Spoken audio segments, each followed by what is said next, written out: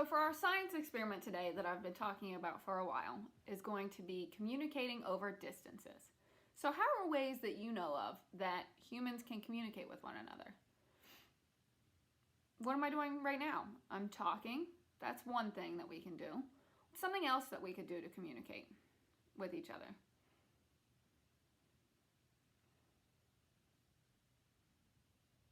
We can use sounds.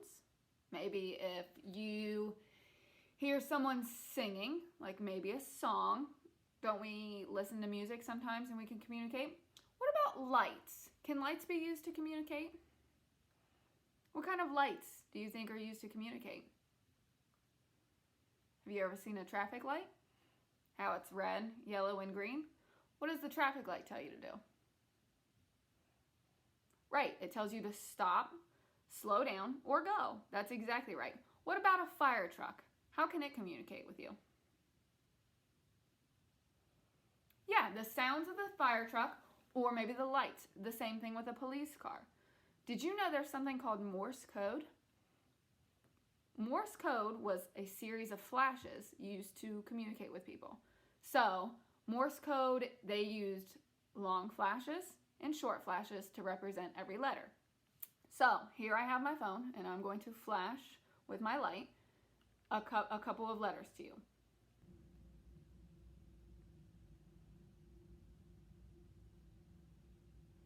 I actually just said hi in Morse code. Isn't that really cool? So today, what we are going to do, we are going to build a cup phone to try to communicate over a distance. I'm going to build the cup phone with you, and if you have the materials at home, go ahead, try it yourself, and make sure you have an adult or a guardian or a parent of some sort with you to help you. You are not allowed to do this alone. Can you do this alone? Yes or no? Exactly. So, what we're going to do is we're going to make a telephone out of cups. Stay tuned. Okay, so now that we have talked about communicating over large distances, we're going to start our experiment. Are you excited? I'm so excited. But first, you need to know, you cannot do this experiment without a parent or an adult guardian. So who can you not do this experiment without? Exactly, a parent or an adult guardian. They must be an adult. Don't do it without them. Okay, so for this experiment, what you're going to need are 2 cups, preferably paper cups. I have mine, went to Wendy's, 2 paper cups. You need string, you need toothpicks or paper clips or something like this to keep the string inside of the cup, and you will need scissors. Another reason you cannot do this without a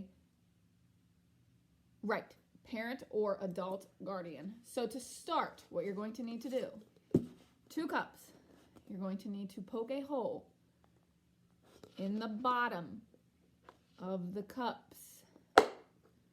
This is where the string is going to go in. I'm going to have to make the hole a little bit bigger. See, the holes are a little small right now. I'm going to have to make those a little bit bigger. The parent or adult guardian will be doing this. You are not allowed to do this. Okay, so next thing you're going to do, you're going to need some string. You can make this as long or as short as you want. We're only going to make ours about 5 feet, maybe. Maybe let's try 10 feet. Let's try about 10 feet. The adult or parent will help you with this as well, and they will need to cut the string, okay? So, this will work better the shorter your string is, but it will not be as fun if you do not make it very long. So, as your experiment, you need to try it and see how long you can actually make it, and let me know, because I would love to hear how far you could actually stretch this string for for it to work. So this is going to be the cup telephone. You're going to take the string and put it through the hole in the bottom of the cup. Or you could tie it to the toothpick first. That might be a better idea. So tie the string to the toothpick, to each end of the toothpick. And it might take a minute. Bear with me, please, while I tie the string to the toothpick. Again, adult, parent, someone might want to do this for the student so that they do not hurt themselves with the sharp end of the toothpick or the paperclip. It does work with the paperclip as well. Just tie that on there. Make sure that the string does not come out because you will be holding the cups tight so that the string is tight in the middle. If the string is not held tight on the cups, this will not work because the string will vibrate. That just came off. Let's try this again. Stick this back through here.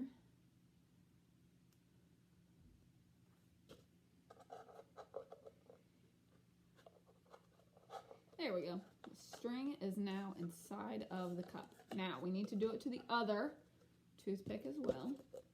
Toothpick, other side of the string, tie it on. Where is that? There we go. Let's try this again. I accidentally tied a knot in the middle of the string, and we don't want to do that. So tie the string to the toothpick, and you also need a partner for this. I will not be able to hold both sides of the cup at the same time and talk to myself because this is supposed to work like a telephone. So I'm going to have to find somebody to do this with, which means you will get to see a new person in our videos besides just me. Remember Mama Seckman, who gave you all a bunch of things? She will be joining us in a minute to do this.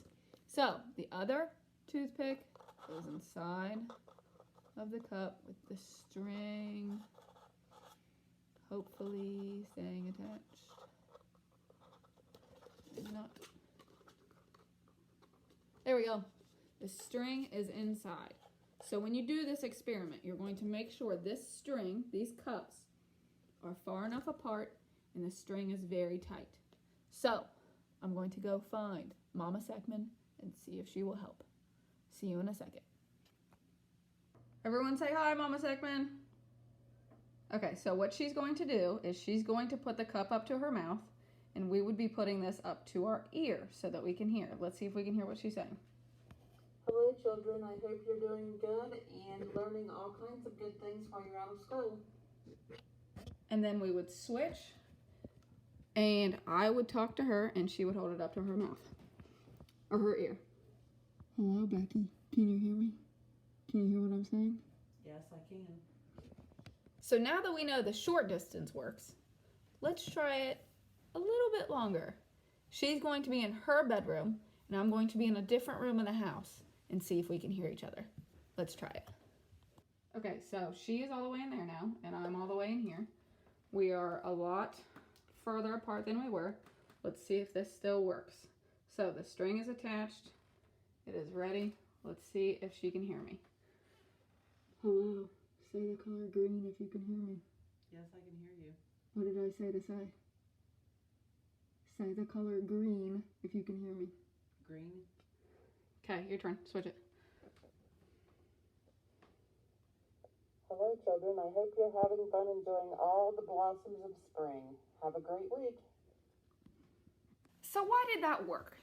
Why would the string put sound between the two objects? What do you think?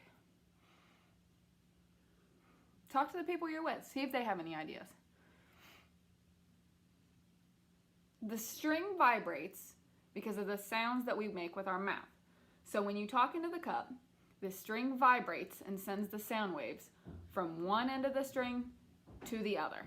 if something were to be in the middle of the string, it wouldn't work. Try it with 3 people.